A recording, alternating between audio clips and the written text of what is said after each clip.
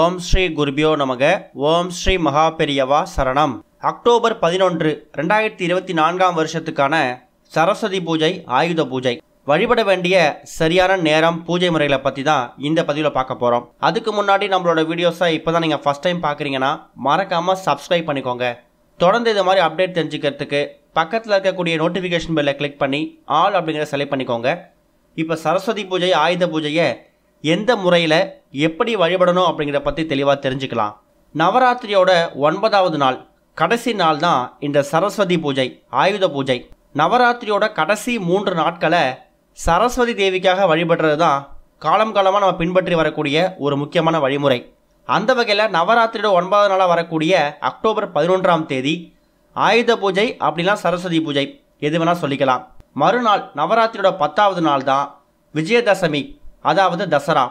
நம்ம தமிழ்நாட்டை பொறுத்த வரைக்கும் இந்த 9வது நாளாக வரக்கூடிய சரஸ்வதி பூஜைக்கு ரொம்ப முக்கியத்துவம் கொடுப்போம். சரஸ்வதி பூஜை, ஆயுத பூஜை எல்லாருக்கும் பொதுவான பூஜை தான். கொலு வச்சிருக்கிறவங்களும் சரி, கொலு வைக்காதவங்களும் சரி, இந்த பூஜையை சிறப்பாக கொண்டாடுவாங்க. இந்த பூஜையை முப்பெரும் தேவியராக இருக்கக்கூடிய துர்கா தேவி, லக்ஷ்மி தேவி, சரஸ்வதி தேவி, இந்த தெய்வங்களை வழங்குவதற்கான ஒரு அற்புதமான பூஜை முறை. அந்த நாளில் எல்லோரும் அவங்க வீடுகள்லையும் தொழில் செய்யக்கூடிய இடத்துலையும் ரொம்ப மகிழ்ச்சியாக கொண்டாடுவாங்க.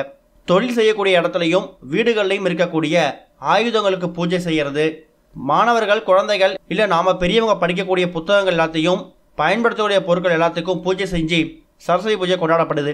இப்படி கொண்டாடப்படக்கூடிய இந்த பூஜையால் நமக்கு எக்கச்சக்கமான பலன்கள் கிடைக்கும். ஒரு மனிதனோட உடல் வளர்ச்சிக்கு வலிமையும், வளமான வாழ்க்கைக்கு செல்வமும், கல்வியும் ரொம்ப அவசியம். அப்படி உடல் வலிமையை வெளிப்படுத்தக்கூடிய சக்தியாக துர்கா தேவியையும், வளமான வாழ்க்கையை கொடுக்கக்கூடியவங்களா மகாலட்சுமி தாயாரும், அறிவையும் ஆற்றலும் தரக்கூடிய கல்வி தேவதையா சரஸ்வதி தேவியும் இருக்காங்க. இந்த முப்பெரும் தேவியோட அருளை பெறுவதற்காக நடத்தப்படக்கூடியதான் இந்த நவராத்திரி விரதம். இதில் இந்த கடைசி 3 நாட்கள் கல்வி இருக்கு இல்லையா, கல்வி, அறிவு, ஆற்றல், இது ஒரு மனிதனுக்கு ரொம்ப முக்கியமான ஒன்று. சொல்லப்போனால் இந்த சரஸ்வதி தேவி அப்படிங்கிறவங்க உயிர் உள்ள, உயிரற்ற எல்லா பொருட்கள்லையும் நீக்கமர நினைஞ்சிருக்கக்கூடியவங்க. அதனால தான் ஒரு வருடமும் ஆயுத பூஜை கூட சரஸ்வதி பூஜையும் சேர்ந்து கொண்டாடுறோம். அப்போ இது ரெண்டும் தனித்தனியாக அப்படின்னு கேட்டிங்கன்னா அப்படி இல்லை.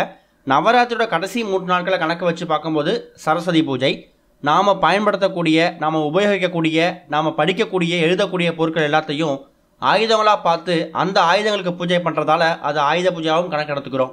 இந்த வருஷம் ஆயுத பூஜை அப்படிங்கிறது அக்டோபர் 11ஆம் தேதி வெள்ளிக்கிழமை வருது. அன்றைய தினம் நம்ம வீட்டில் வழிபாடு செய்ய வேண்டிய நல்ல நேரம் எது, கட்டாயம் பூஜை அறையில் என்னென்ன பொருட்கள் வைக்கணும், அன்றைய தினம் என்ன மாதிரி மந்திரங்களை உச்சரிக்கணும் அப்படிங்கிறத பற்றி தெரிஞ்சுக்கலாம். ஆயுத பூஜை, சரஸ்வதி பூஜை வரக்கூடிய அந்த ஒரு நல்ல நாள் அப்படிங்கிறது வெள்ளிக்கிழமையில் வருது. வெள்ளிக்கிழமை ராகு காலம் காலையில் 10:30 மணிலேருந்து 12 மணி வரைக்கும் இருக்குது. அதனால் இந்த நேரத்தில் நீங்கள் பூஜை அறையில் எந்த ஆயுத பூஜைக்கான வழிபாட்டையும், சரஸ்வதி பூஜைக்கான வழிபாட்டையும் நீங்கள் செய்ய வேணாம். அதே மாதிரி 3 மணிலேருந்து 4:30 மணி வரைக்கும் யமகண்டம் இருக்குது. இந்த 2 நேரத்தை கணக்கு பண்ணி தான் நீங்கள் சரஸ்வதி பூஜை, ஆயுத பூஜைக்கான எல்லா வழிபாட்டு முறைகளையும் செய்யணும். காலையில் ஒரு 6 மணிலேருந்து 7 மணி இந்த நேரத்தில் உங்கள் வீட்டோட பூஜையை சுத்தப்படுத்தி, உங்கள் வண்டி, வாகனங்கள், கார், இது எல்லாத்தையும் கழுவி சுத்தப்படுத்தி வச்சுக்கோங்க. அதே மாதிரி வீட்டில் என்னென்ன பொருட்களை நீங்கள் சுத்தப்படுத்தணுமோ அதை எல்லாத்தையும் சுத்தப்படுத்தி வச்சுடுங்க. ஒரு சில பேர் சரஸ்வதி பூஜை, ஆயுத பூஜைக்கு முந்தைய நாளே கூட தயார் பண்ணி வச்சுடுவாங்க. எல்லா பொருட்களுக்கும் விபூதி, சந்தனம், குங்குமம் சொல்லி அவங்கவுங்க முறைப்படி அலங்காரப்படுத்திக்கோங்க. அக்டோபர் 11 வெள்ளிக்கிழமை நல்ல நேரம் அப்படின்னு பார்த்தீங்கன்னா மதியம் 12:15 1:15 வரைக்கும் இந்த 1 மணி நேரம் நல்ல நேரம். இந்த 1 மணி நேரத்தில் உங்கள் வீட்டோட பூஜை அறையில் சரஸ்வதி தேவிக்கான பூஜை செய்கிறது, ஆயுத பூஜைக்கான பொருட்களை பூஜை அறையில் வச்சு பூக்களால் அலங்காரம் செய்கிறது, இது மாதிரி விஷயங்கள் நீங்கள் செஞ்சுக்கலாம். ஒருவேளை 12:15 மணிலேருந்து 1:15 அந்த மதிய நேரத்தில், அந்த நல்ல நேரத்தில் நீங்கள் தவற விட்டுட்டீங்களா, பரவாயில்லை. மாலை ஒரு 6 மணிக்கு மேலே செய்கிறது ரொம்ப விசேஷம். நிறைய பேர் வீடுகளில் இந்த ஆயுத பூஜை, சரஸ்வதி பூஜையை பகல் நேரங்களில் செய்வாங்க. ஆனால் நிறைய பேர் வீடுகளில் மாலை ஒரு 6 மணிக்கு மேலே தான் செய்வாங்க. மாலை நேரத்தில் செய்கிறது ரொம்ப விசேஷம். அப்படி முடியாத பட்சத்தில் பகல் நேரத்தில் வரக்கூடிய மதியம் 12:15 1:15 அந்த 1 மணி நேரத்தை பயன்படுத்திக்கோங்க. அன்றைய தினம் கட்டாயமாக குழந்தைங்க படிக்கக்கூடிய புத்தகத்தை பூஜை அறையில் வைக்கணும். அது தவிர நீங்கள் வீட்டில் படிக்கக்கூடிய ஆன்மீகம் சார்ந்த புத்தகங்கள் எதுவாக இருந்தாலும் அந்த புத்தகத்தையும் பூஜை அறையில் வைக்கலாம். ராமாயணம், மகாபாரதம், திருக்குறள் மாதிரியான புத்தகங்களை பூஜை அறையில் வைக்கிறது ரொம்ப விசேஷம்.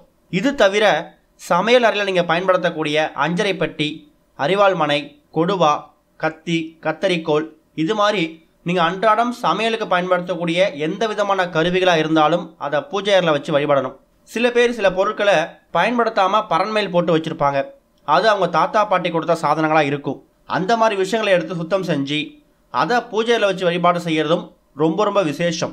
அதே மாதிரி சமையல் அறையில் அரிசி அளப்பதற்கு பயன்படுத்தக்கூடிய படி, ஆழாக்கு, இது மாதிரி அளப்பதற்கு பயன்படுத்தக்கூடிய எந்த கருவியாக இருந்தாலும் அதெல்லாம் கட்டாயம் நீங்கள் பூஜை அறையில் வைக்கணும். சின்னதாக இருக்கக்கூடிய உரல், அம்மிக்கல், ஆட்டுக்கல், இது மாதிரி இருந்தால் கூட வைக்கிறது ரொம்ப ரொம்ப விசேஷம்தான்.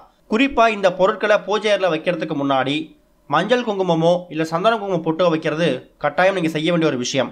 ஒருவேளை நீங்கள் இசைக்கருவிகள் ஏதாவது வாசிக்கிறீங்க, இல்லை பாட்டு பாடி கற்றுக்கிறீங்க, கலை சார்ந்த விஷயங்களில் ஆர்வம் அதிகமாக இருக்குது அப்படின்னு நினைக்கிறவங்களும் அந்த கலை இசை சார்ந்த பொருட்களை நீங்கள் பூஜை அறையில் கட்டாயம் வைக்கணும். மதியம் 12:15 மணிலேருந்து 1:15 மணிக்கு நல்ல நேரம் சொல்லியிருக்கோம் இல்லையா, அந்த நல்ல நேரத்தில் இந்த பொருட்கள் எல்லாத்தையும் பூஜை அறையில் வச்சுட்டு சரஸ்வதி தாயாருக்கு நைவேத்தியம் செஞ்சு வச்சு படைச்சி உங்கள் பூஜையை நிறைவு செய்யலாம். ஒருவேளை மதிய நேரத்தில் பண்ண முடியாதவங்க மாலை ஒரு 6-7 மணிக்கு மேலே கூட இந்த பொருட்கள் எல்லாத்தையும் பூஜை அறையில் வச்சுட்டு கட்டாயம் நீங்கள் பூஜை செய்யணும். பூஜையெல்லாம் முடிஞ்சு பூஜை அறையில் புத்தகங்கள் வச்சுருக்கீங்களே, அந்த புத்தகங்களை எடுத்து இது வரைக்கும் நீங்கள் படிக்காத ஏதாவது ஒரு விஷயத்தை புதுசாக அந்த புத்தகத்தில் படிக்கணும். குழந்தைகளாக இருந்தாலும் சரி, பெரியவங்களாக இருந்தாலும் சரி, படிக்காத விஷயம், இது வரைக்கும் தெரிஞ்சுக்காத விஷயம் ஏதாவது ஒன்று அந்த புத்தகத்தை பார்த்து நீங்கள் தெரிஞ்சுக்கணும். அது மூலயமா கலைவாணி சரஸ்வதி தாயாரோட அருள் உங்களுக்கு பரிபூர்ணமாக கிடைக்கும். இந்த சரஸ்வதி தாயார் யார் அப்படின்னு கேட்டிங்கன்னா, அறிவு, ஆற்றல், ஞானம், இது எல்லாத்துக்கும் ஒரு முக்கியமான ரூபமே, ஒரு மூலமே அவங்க தான். அவங்க நம்ம தொடர்ந்து வழிபட்டு வந்தோன்னா படிக்காத குழந்தைங்க கூட படிப்பில் டாப்பாக வருவாங்க. நீங்கள் பூஜை அறையில் கட்டாயம் பொரிக்கடலை, இனிப்புகள், சர்க்கரை பொங்கல், பழங்கள், இது மாதிரி பொருட்களை நைவேத்தியமாக செஞ்சு வைக்கிறது கூடுதல் விசேஷம். அதே மாதிரி அன்றைய தினம் சரஸ்வதி பூஜை, ஆயுத பூஜை அன்னைக்கு உங்களால் முடிஞ்ச அளவுக்கு தானங்கள் பண்ணுங்கள். உதாரணத்துக்கு எவ்வளோ ஏழை குழந்தைகள் படிக்கணும்னு ஆர்வம் இருப்பாங்க, ஆனால் அவங்கக்கிட்ட நோட்டு பேனா இல்லை புத்தகங்களை வாங்குறதுக்கு காசு இல்லாமல் இருக்கும். அப்படிப்பட்ட குழந்தைங்களை தேர்வு செஞ்சு அவங்களுக்கு உங்கள் கையால் நோட்டு பேனா, புத்தகம், வாய்ப்பாடு, இது மாதிரி என்ன பொருட்கள் கேட்குறாங்களோ இல்லை என்ன பொருட்கள் அவங்கள்ட்ட இல்லையோ அவங்க தேவையை தெரிஞ்சுக்கிட்டு அந்த பொருட்களை வாங்கி கொடுக்கறது ரொம்ப ரொம்ப விசேஷம். அது மூலயமா சரஸ்வதி தாயாரோட மனசுக்குள்ளேருந்து அந்த குழந்தையோட படிப்பும் மேல் மேலும் வளரும், உங்கள் குழந்தையோட வாழ்க்கையும் சிறப்பாக இருக்கும். இது கடமையை செஞ்சுட்டு பலனை எதிர்பார்க்கறதுக்கான விஷயம் கிடையாது. அந்த குழந்தைய நீங்கள் நல்லது செய்யும்போது அந்த குழந்தை மூலயமா சரஸ்வதி தாயார் உங்களோட பிள்ளைகளுக்கும் ஒரு நல்ல வழியை காட்டுவாங்க. கூடுமான அளவுக்கு உங்களால் என்ன தான தர்மங்கள் அன்றைக்கி செய்ய முடியுதோ, இல்லை சில பேர் தொழில் செய்வாங்க, அந்த தொழிலில் செய்யக்கூடிய கருவிகள் வாங்க முடியாமல் கஷ்டப்பட்டுக்கிட்டு இருக்கலாம். உங்களால் ஒரு 500-1000 செலவு பண்ணி அந்த கருவிகளை வாங்கி கொடுக்க முடியினாலும் தாராளமாக கட்டாயமாக உங்களால் என்ன பொருட்களை வாங்கி கொடுக்க முடியுமோ நீங்கள் வாங்கி கொடுக்கலாம். இல்லையா, ஆதரவற்ற குழந்தைகளுக்கு, முதியோர் இல்லங்களுக்கு போயிட்டு ஒருவேளை சாப்பாடு வாங்கி கொடுங்க, அங்கே இருக்கக்கூடிய பெரியவங்களுக்கு உங்கள் கையில் புக்ஸ் வாங்கி கொடுங்க. இது மாதிரி விஷயங்கள் எல்லாமே சரஸ்வதி பூஜை அக்டோபர் 11ஆம் தேதி அன்றைக்கு நீங்கள் செய்ய வேண்டிய முக்கியமான வழிபாட்டு முறைகள். ஓம் ஸ்ரீ குருபியோ நமக. ஓம் ஸ்ரீ மகாபெரியவா சரணம்.